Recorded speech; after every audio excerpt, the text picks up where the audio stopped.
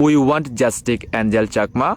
तो आप सब लोगों को पता है कि इंडिया में एक हादसा हुआ, एक इंडिजीनियस पीपल नॉर्थ ईस्ट में रहने वाला एंजल चकमा को मार दिया गया, क्योंकि वो दिखने में अलग था, भाषा भी अलग थे और कल्चर भी अलग था। मुझे इसके बारे में पता नहीं था।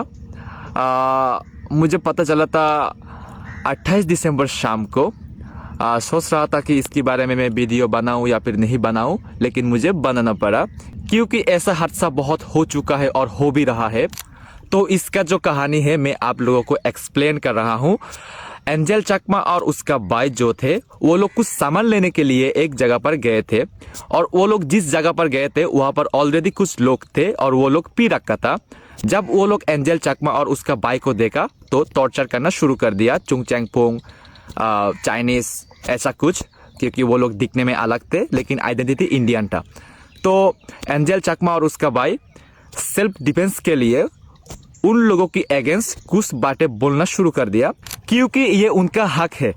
तो जब एंजल चकमा और उसका भाई उन लोगों की अगेंस्ट ये बात बोलने लगा तो उन लोग गुस्सा में आके एंजल चकमा और उसकी भाई को चाकू से अटैक करना शुरू कर दिया।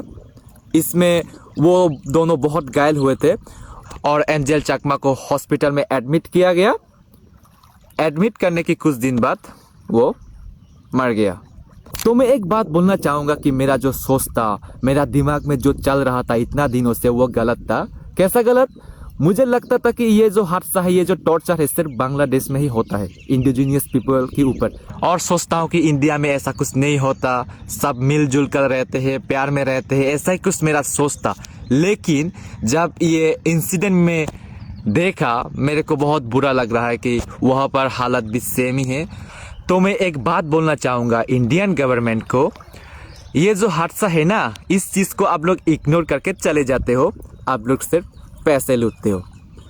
तो मैं एक अपील रखूँगा आप लोगों के ऊपर कि आपका देश का जो नेशनलिटी लोग है इनको प्रोटेक्ट करना आपका काम है। तो जिन जिन लोगों ने एंजल चकमा को मारा उनको सज़ा दीजिए और नॉर्थ ईस्ट लोगों को सेफ्टी में रखिए। We want justice.